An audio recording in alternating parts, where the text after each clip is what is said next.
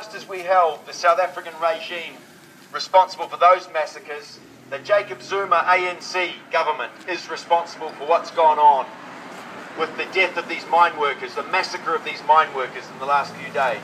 So we're saying we hold Jacob Zuma responsible, we hold the ANC responsible, because they have followed economic policies which have meant the poor in South Africa stay poor, even worse off in many cases than they were under the old apartheid regime, and a tiny number of people have become obscenely rich. And there are some black faces in that group now, but the system hasn't changed. And just as we saw massacres in the 60s and 70s, we're seeing them now in 2012. It's not on. We have to get change in South Africa. We're supporting the groups in South Africa that are working for change, working for decent health, decent education, better wages. The union movement, the ones that are fighting on the ground for better wages and better conditions. We want to see those organisations gain strength in South Africa, but the ANC at the moment is putting enormous pressure on any group that shows its face to protest against what the government is doing. We want to see real change in South Africa that brings hope for people, that brings true liberation for the people of South Africa. And what we saw today is just reminiscent of what's gone on in the past under the old regime. So thank you all for coming today. In a couple of minutes, we're going to head up to the consulate and we'll present a letter. We've already emailed the letter through to the consulate, but I don't think there's anyone in there, and we'll stick it on the front door, and we'll leave it at that for now. Kia ora. Anyone else like to say a few words?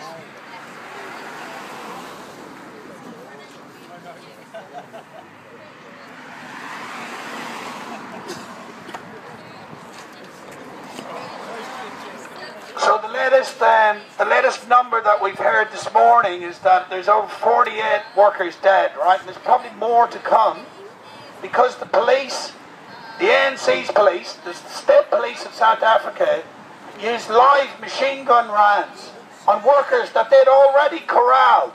They had no other place to go except forward, because they've been surrounded by razor wire on all the three other sides. This is a massacre on the scale of Sharpeville, on the scale of Soweto. This is a turning point in the history of South Africa. And like all other previous massacres, mobilized the movement from below, so this massacre will unleash the fury that many of the poor and many of the working class in South Africa have felt for over 2 decades now. When we took to the streets in New Zealand, when we took to the streets in Ireland, when we took to the streets in the United States in solidarity with the people of South Africa, we did not fight for this. We did not fight for an ANC government to butcher the people, to butcher the working class movement like they did yesterday. And shame on anybody who meets with the ANC in future in this country. Trade union leaders, people of the left, should have nothing to do with this party, which, like the pigs in Animal Farm, have turned into the humans and betrayed the principles of the Freedom Charter, have betrayed the principles of Chris Hani and of millions of organised workers who fought the regime in the strikes to bring down apartheid. Apartheid was never just purely a formal political system. It is an economic system as well, and the wealth of South Africa, the gold, the diamonds, the platinum, are still not in the hands of the people who live in shacks. That platinum mine is owned by an English company called Lunmin. Have a look at the pictures of the people before they were massacred as they marched out of the dwellings that they lived in. They live in shacks. They dig platinum for the rich of this world. What we're going to see in the next few months, I believe, in South Africa, is a decisive battle now between those from below who believe in socialism from below, like the trade union movement, like our friend Zabu Zakode in the Shack Dwellers Association, and their enemy, Know your enemy. Your enemy is the ANC. Your enemy is the leadership of Consulate. Your enemy is the leadership of the South African Communist Party that has betrayed the trade union movement, that has bullied and hassled and even murdered the militants within the trade union movement. Well, no more. Don't expect that this fight will be one-sided anymore. Victory to the South African Revolution. The anti-apartheid movement of New Zealand has a proud history.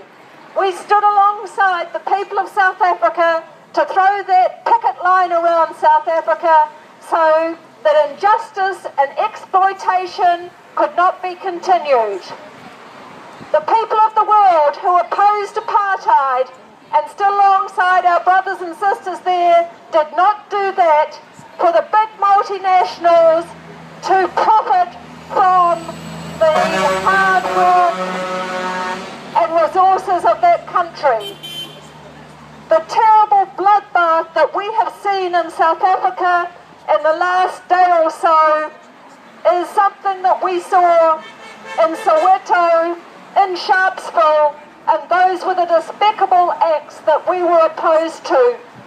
The people of South Africa called on the world to stand alongside them, and we have for many decades.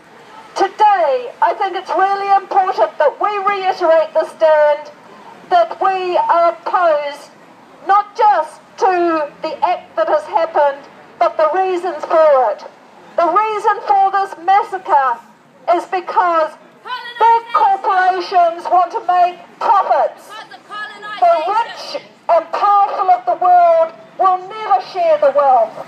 So it's up to ordinary people like us, our families and friends, and the people of South Africa to say no to the big corporations that are making equal profits in New Zealand as they are in South Africa.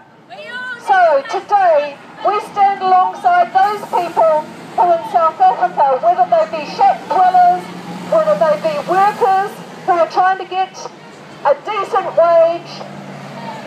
We all need to struggle for a real democracy, because a real democracy is by the people, for the people and of the people, and the ANC has not delivered that.